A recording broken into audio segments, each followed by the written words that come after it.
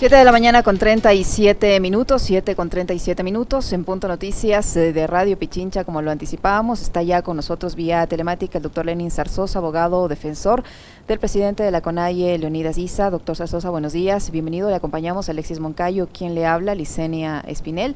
Ayer finalmente no se pudo instalar, se declaró fallida esta audiencia de juicio rápido en contra del titular de la CONAIE. Se ha elevado una consulta a la Corte Constitucional. Con este recurso hay que esperar que se pronuncie la Corte Constitucional. ¿Cuánto tiempo hay para que la Corte se pronuncie y qué futuro le ve usted a este proceso judicial? Buenos días, bienvenido. Le pedimos por favor que encienda su micrófono. Muchas gracias. Muchas gracias por la invitación. Muy buenos días. Buenos días igual a toda la audiencia de este programa. Bueno, sí, el día de ayer se declaró fallida la audiencia de procedimiento directo. Aquí señalar que no ha sido porque la defensa ha planteado de que necesitamos tiempo para conocer el caso, de ninguna manera. Aquí fuimos claros en el sentido de que lo que ya en un momento nació de ilegalidades, pues ahora se sigue arrastrando dentro del proceso. En este caso, la defensa hemos pedido 43 anuncios de prueba que no han sido evacuados, solo han sido evacuados el 15%, es decir, estaríamos hablando de un 85 o 80% de prueba que no está dentro del caso, que ha sido por fiscalía ya determinada, pero que no tenemos los informes respectivos, por lo tanto podría o existiría indefensión de Leonidas Issa dentro del caso, y hacer un procedimiento directo con tiempos absolutamente limitados, es decir, una vez que se instale la audiencia de juzgamiento tendría la posibilidad de diferirse a solo 15 días, y los peritos han mencionado que necesitan 60 días para evacuar todas las pruebas. Estaríamos hablando de indefensión. Esa es una de las causas principales por los cuales se solicitó que la audiencia sea declarada fallida y sea elevada a Corte Constitucional esta consulta en cuanto a los tiempos y la posibilidad de que estos atenten contra el derecho a la defensa y el debido proceso de Leonidas Issa. Y aquí, ¿por qué hemos pedido? Esto es absolutamente importante también, porque hemos solicitado los elementos probatorios del caso. Uno, no confiamos en la Policía Nacional y que la Policía Nacional lleve a cabo las pericias. ¿Por qué? En el caso se determina que desde el 6 de junio ya se realizó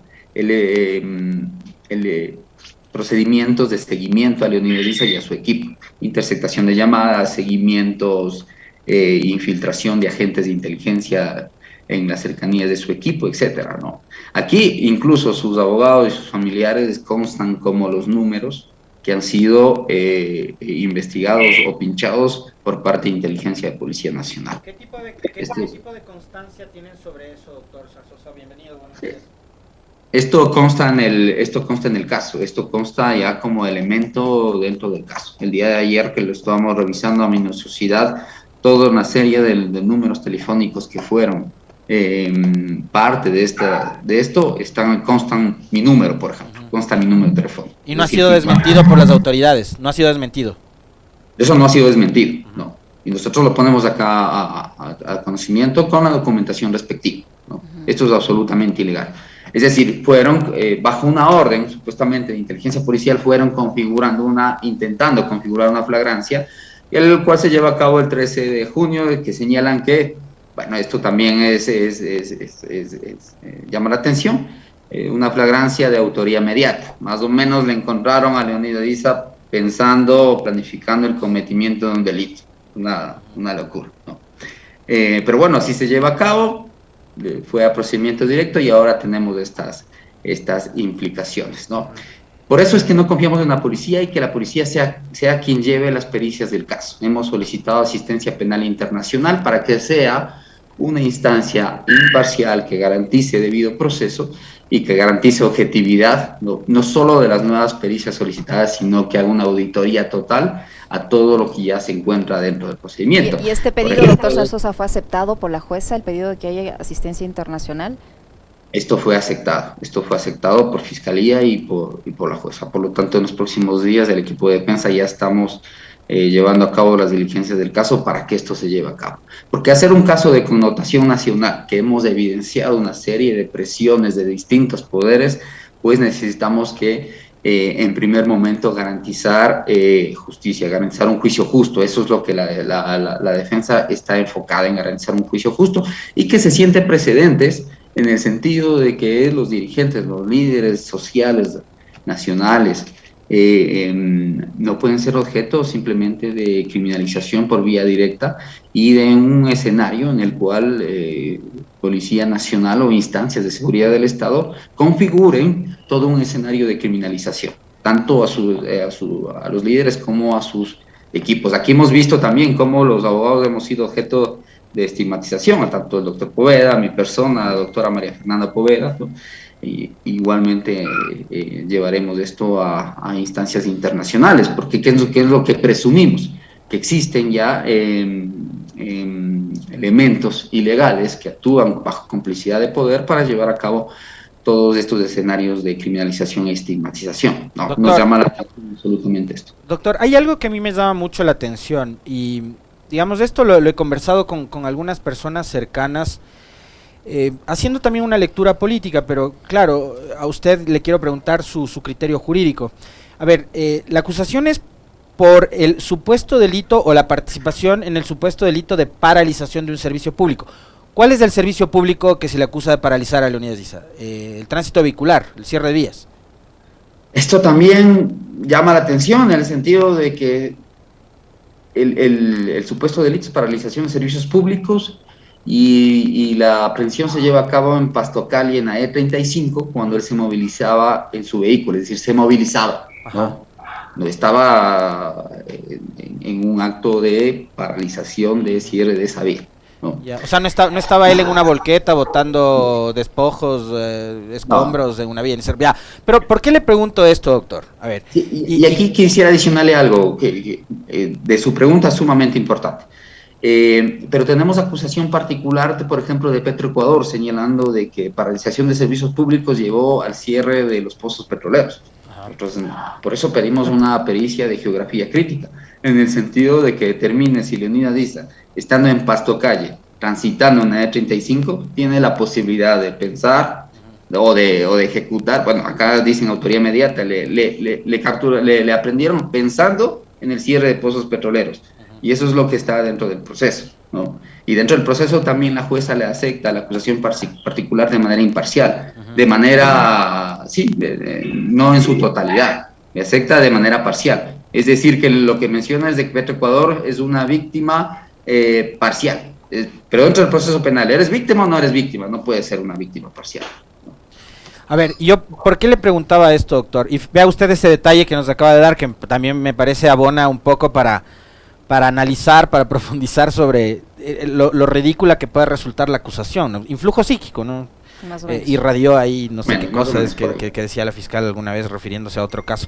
Pero a ver, meses antes, a mí se me viene a la cabeza, por ejemplo, cuando los bananeros cogieron y botaron camiones de plátano en las carreteras y cerraron las vías. Y yo no tengo en mente en este momento, no sé si Licenia capaz se acuerda de algo, pero no recuerdo de ningún dirigente agricultor bananero que haya sido apresado por eso.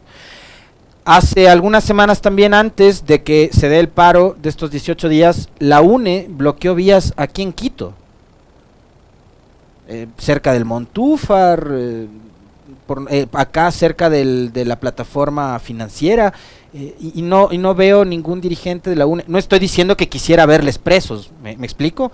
Sino que, digamos, un caso tiene un tipo de tratamiento o un tipo de velocidad con la que actúan las autoridades judiciales, policiales mismo, y otros otro. Y me quiero remontar años antes, doctor Zarzosa. En Ecuador, después de las movilizaciones que dieron lugar, por ejemplo, a la caída de Bucaram, a la caída de Mawad, a la caída de Gutiérrez mismo, no hubo perseguidos, ni gente que fue judicializada. Yo ayer citaba el caso particular de Gutiérrez, Gilmar Lucio y de Fausto Cobo, pero porque eran militares en servicio activo y creo que tenían que someterse también a la disciplina institucional. Pero no había civiles presos, detenidos, perseguidos. ¿Por qué esto ocurre ahora? ¿Y por qué nuevamente pasa con Leonidas Diza? ¿Y por qué tratan, por ejemplo, de responsabilizar a la Asamblea por haber concedido las amnistías, que ISA está abusando de aquello. O sea, ¿por qué quieren judicializarlo todo y por qué únicamente, digamos, descargan en este momento en contra de ISA? Bueno, esto se viene llevando a cabo desde octubre de 2019. Después de octubre de 2019, Leonidas Issa se encontraba con 11 investigaciones previas, ¿no?, de las cuales ninguna logró prosperar por falta de elementos, ¿no?, porque realmente eran varias denuncias ridículas. Aquí hablamos de varios también, no quisiera decir los nombres, pero varios dirigentes hispanistas que aportan denuncias, los llevan a cabo con bombos y platillos, pero jamás incorporan ningún elemento de prueba, ¿no? Y todas han sido ya archivadas. Pero bueno, inicia ahí y un proceso también de medios de comunicación aliados al poder, en el cual llevan a cabo procesos de estigmatización constante y son los que han abierto la brecha de polarización en la sociedad, en el cual no se vivía absolutamente nada antes, ¿no? Han abierto la brecha de un racismo total, absoluto. Lo que nosotros pensamos es que de esto intentan aprovechar electoralmente. Pero bueno, se viene a cabo y como usted mencionó, sí, hay una serie de elementos o de hechos de protesta social, de derecho a la resistencia, que se vienen llevando a cabo por organizaciones sociales, pero ninguno se ha configurado una cosa de este tipo, ¿no? Nosotros hemos aportado en la petición que se hizo a la Comisión Interamericana de Derechos Humanos, una petición de medidas cautelares a favor de Leonidas Issa, todos estos elementos, las declaraciones del presidente de la República en el sentido de que quiere ver a Leonidas Issa y sus huesos en la cárcel, las declaraciones de Patricio Carrillo en el sentido de que existen grupos terroristas liderados por la CONAIE, de que existen mafias que están financiando la CONAIE. Todo esto es un proceso sistemático de hostigamiento y de estigmatización que están llevando a configurar un escenario de criminalización. Parte de esto, como menciono, es el seguimiento que ahora se hace público desde el 6 de junio. Es decir, configuran todo un escenario y luego existe una orden en el cual Leonidas Issa tiene que ser aprendido. Ese momento lo buscaron con elementos de fuerzas especiales, de tanto el ejército como de policía, le llevaron a cabo esta aprehensión y luego objeto de una detención ilegal. Es por eso que no existía un parte cuando localizamos su paradero. No existía un parte, tenemos conocimiento extraoficial. Tanto que la fiscalía se hizo el saque, ¿no? Y se desentendió de lo que había hecho la policía. Yo no tengo nada que ver. Cuando hablo con el fiscal de turno, dice no tengo conocimiento del caso, no existe investigación al respecto, no hay orden del juez, no hay nada, me lo trajeron y yo no voy a firmar, ¿no? Esperen al otro fiscal de turno y en eso Fiscalía General del Estado ya dijo yo no tengo nada que ver. Por lo tanto, las fuerzas de seguridad del Estado tenían a Leonidas Issa retenido sin posibilidad de acceder a un juez ni acceder a un parte, ¿no? Es decir, es un proceso claro, firme, duro de persecución política y de criminalización de un dirigente social. Doctor Zarzosa, este pedido, doctor Zarzosa, tanto la defensa del señor Leonidas Issa ha argumentado que la jueza no tendría esta condición de imparcialidad para seguir adelante con el caso porque es la misma que calificó la flagrancia. Ella va a tener que terminar este proceso. Ese pedido de ustedes para que les cambien el juez que lleve el caso, ¿fue o no fue aceptado? ¿Qué confianza van a tener ahora de que la misma jueza que ha calificado la flagrancia con todos estos antecedentes que usted ha mencionado lleve adelante un juicio imparcial en el caso del señor Leonidas Issa? Eso por un lado. Y por otro, hay un informe supuestamente de inteligencia de la policía que ha regresado a ver a la denominada Guardia Indígena y que habla incluso de que hay formación de grupos de guerrilla urbana con formación militar y capacitación en la lucha callejera. Se está hablando específicamente del ejército amazónico y la Guardia Indígena. Este tipo de afirmaciones por parte de la policía de las supuestas guerrillas urbanas dentro del movimiento indígena, ¿hasta qué punto pueden complicar la situación legal de señor Issa? Bueno, con respecto a la actuación de la señora jueza dentro del caso, sí, existe precedentes de Corte Constitucional señalando que quien califica la flagrancia no puede ser la misma autoridad que luego lleva a cabo la audiencia de juzgamiento, porque también ya conoció en primera instancia y determinó la legalidad de una detención y de una flagrancia, ¿no? Por lo tanto, estaría ya con un precriterio concebido. Nosotros llevaremos esto también a la Corte Constitucional. La jueza no accedió a elevar esto también a consulta, solo el tema de los plazos, ¿no? Pero nosotros, como defensa, sí lo haremos. Con respecto como menciono, este es un caso que debe quedar marcado, debe quedar en una instancia, no un referente de independencia judicial. Nosotros vamos a eso, y de debido proceso contra un líder indígena. Eso nos centraremos la defensa principalmente, porque elementos para que conduzcan a una sentencia, eso no, ya anticipamos que no hay, es una cosa muy traída de los pelos todo este proceso.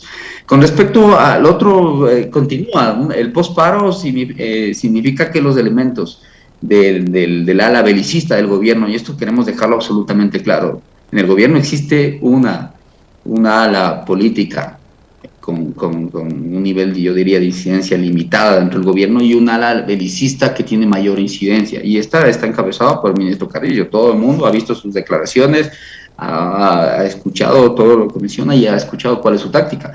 Para él, una acción de protesta es un acto de guerra, un acto de toma de posiciones, un acto de toma estratégica de ciertos puntos, un acto absoluto de guerra, y en el sentido que tiene que escalar la violencia como una cuestión de repeler, no una manifestación, sino actos totalmente coordinados de violencia, ¿no? Y sí, en esto han sido señalados varios de nuestros dirigentes, y ahora la Guardia Indígena señalada que está infiltrada también por elementos de la mafia, infiltrada por organizaciones terroristas, todo con la configuración de este escenario, ¿no? Tienen todos el mismo procedimiento, la misma actuación. Aparece algún funcionario de gobierno que señala de que se está llevando a cabo cuestiones de seguimiento contra supuestos grupos terroristas.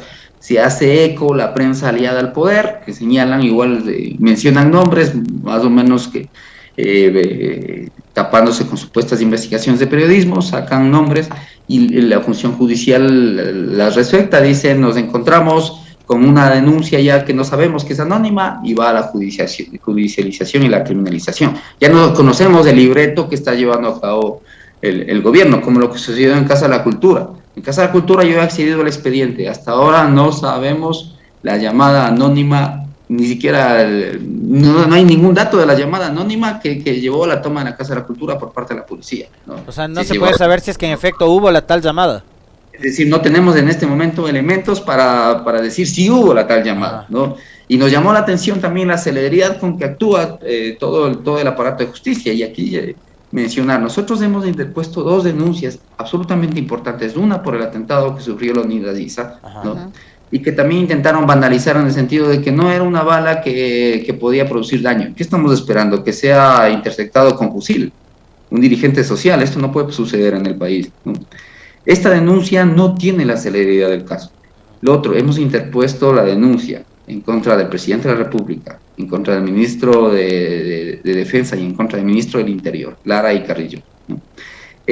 Sobre la detención arbitraria de Leonidas Issa. Hasta este momento no hemos recibido ni siquiera la receptación con el número de investigación. No existe, ¿no? Estamos hablando de casi 20 días, ¿no? Y otra cosa, los delitos de octubre de 2019, también interpusimos una denuncia en Fiscalía General del Estado. Hasta el momento tampoco tenemos absolutamente nada, ni siquiera el número de proceso, ¿no? Ahora, doctor, entonces, le mencionaba a Licenia el tema de las guardias indígenas, ¿no? O la Guardia Indígena.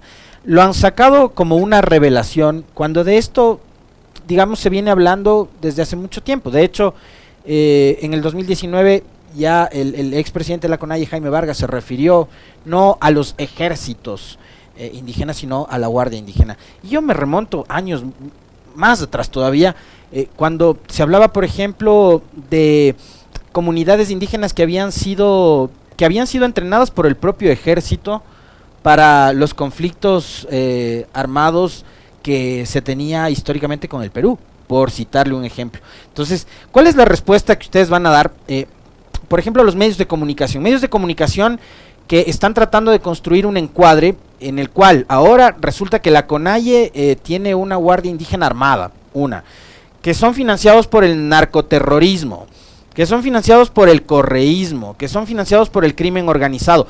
Adicionalmente a eso, a Pauqui Castro, yo mencionaba esto en el comentario, no sé si usted tuvo la oportunidad de escuchar hace unos minutos, le hackearon su correo, sus cuentas de redes sociales, le hicieron montajes donde se habla del supuesto financiamiento.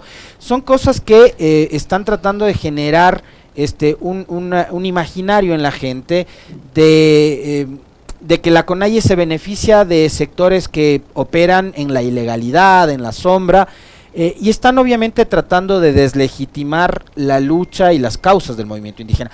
¿Qué están haciendo con respecto a todo esto que le acabo de citar y qué es lo que van a hacer si es que todavía no lo han hecho?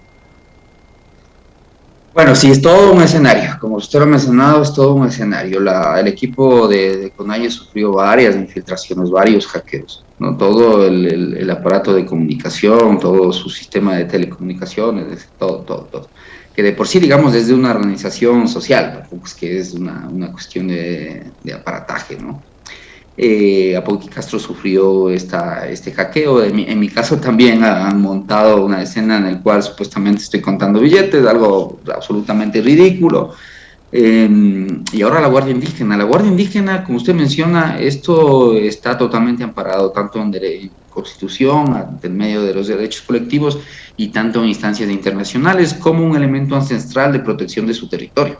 Esto ya tiene de larga data, digamos, es parte integral, es una de las partes integrantes de los pueblos y nacionalidades indígenas. Todo pueblo y nacionalidad cuenta con su sistema de guardia de seguridad, ¿no?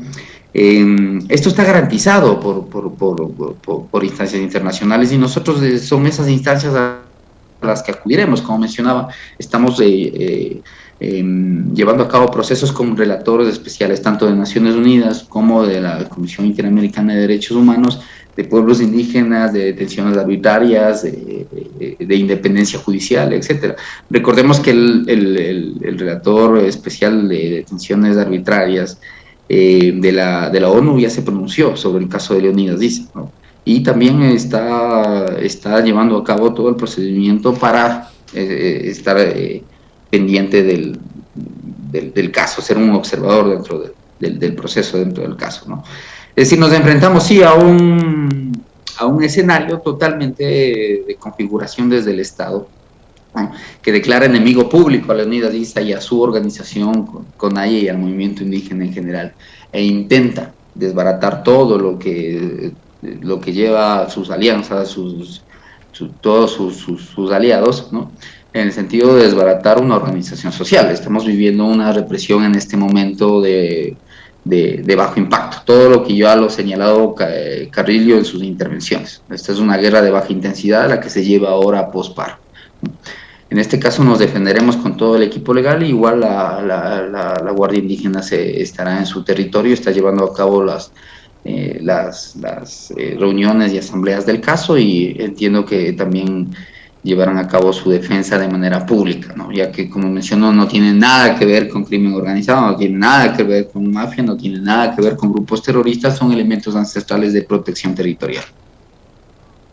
Doctor Zarzosa, este tiempo que tienen antes de nuevamente que se instale esta audiencia de juicio, ¿es suficiente para que ustedes puedan demostrar todas las pruebas que tienen en defensa del señor Issa, o les va a faltar tiempo? O sea, ¿les va a alcanzar estas semanas que tienen para organizar todo?